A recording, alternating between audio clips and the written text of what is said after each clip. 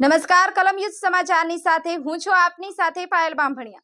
તો જોઈએ આજના મહત્વના સમાચારમાં। ડભોઈ દક્ષિણ પ્રયાગ તીર્થ ક્ષેત્ર ચાંદોદ ખાતે ઉજવાઈ રહેલા 10 દિવસીય ગંગા દશહરા મહોત્સવનો રોજેરોજ ભાવિકો લાભ લઈ રહ્યા છે। ત્યારે આ પર્વના 7મા દિવસે વડોદરાના પૂર્વ સાંસદ રંજનબેન ભટ્ટ સહિતના અગ્રણીઓ ઉપસ્થિત રહ્યા હતા। વડોદરા જિલ્લાના દક્ષિણ પ્રયાગ તીર્થ ક્ષેત્ર ચાંદોદના નર્મદા કિનારે ચાલુ વર્ષે પણ તારીખ 7 જૂનથી 10 દિવસીય ગંગા દશહરા મહોત્સવનો ભક્તિસભર પ્રારંભ થયો છે। ત્યારે સાંજના સમયે ઐતિહાસિક મલ્હારરાવ ઘાટના કિનારે વિદ્વાન ભૂદેવો દ્વારા વેદોચ્ચાર મંત્રોચ્ચાર સાથે થતા નર્મદાજીના પૂજન, દિવ્ય આરતી અને પુણ્ય સરેલા નર્મદાજીના પાવનકારી સ્નાનાર્થી ગુજરાતભરમાંથી હજારો શ્રદ્ધાળુઓ નર્મદા તટે પધારી રહ્યા છે।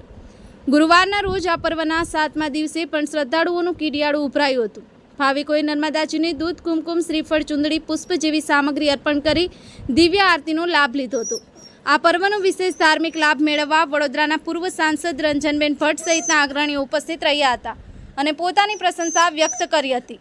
બ્યુરો રિપોર્ટ, કલમ યુદ્ધ સમાચાર, રમેશ સત્યની સાથે।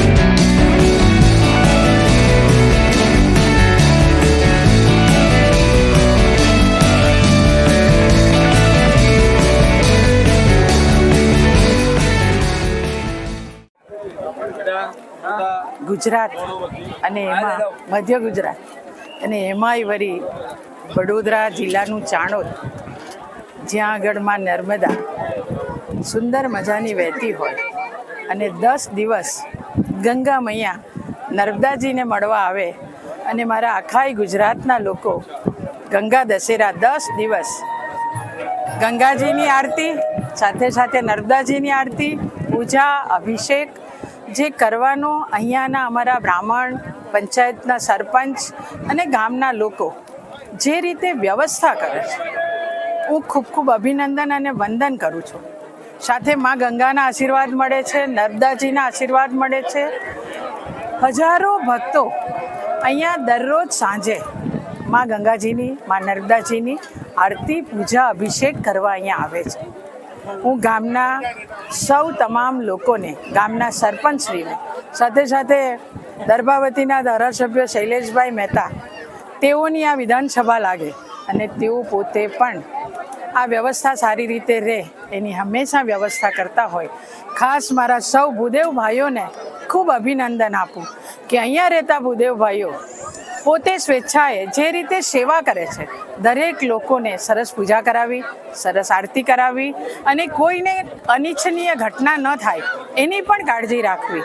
આ મારા માછી ભાઈઓ જે પોતાની હોડી રાખવી અને ક્યાંક કોઈને તકલીફ પડતી હોય તો એ જરૂર વ્યવસ્થા કરી આપવી। આ સુંદર બધાઈ વ્યવસ્થા મારા ચાંદોદ ખાતે કરવામાં આવે છે। હું ફરીથી તમામ ભૂદેવોને, ગામના સરપંચશ્રીને, ધારાસભ્યશ્રીને અને સૌ કાર્યકર્તાને અભિનંદન આપું છું। જે મારા ભક્તજનો અહીંયા આવે છે, માની ઈચ્છા હોય તો જ અહીંયા આવી શકાય અને આપણને બધાને આજે માએ અહીંયા મા દશેરાની આરતી કરવા માટે બોલાવ્યા। મારાથી પણ મા નર્મદા માને ચુંદડી ચડાવવાનો મને જે સૌભાગ્ય પ્રાપ્ત થયું, માની પ્રાર્થના કરું છું હંમેશા શક્તિ આપજે, ખૂબ મજબૂત અને સશક્ત રીતે તંદુરસ્ત રહું અને દેશની સેવા કરું।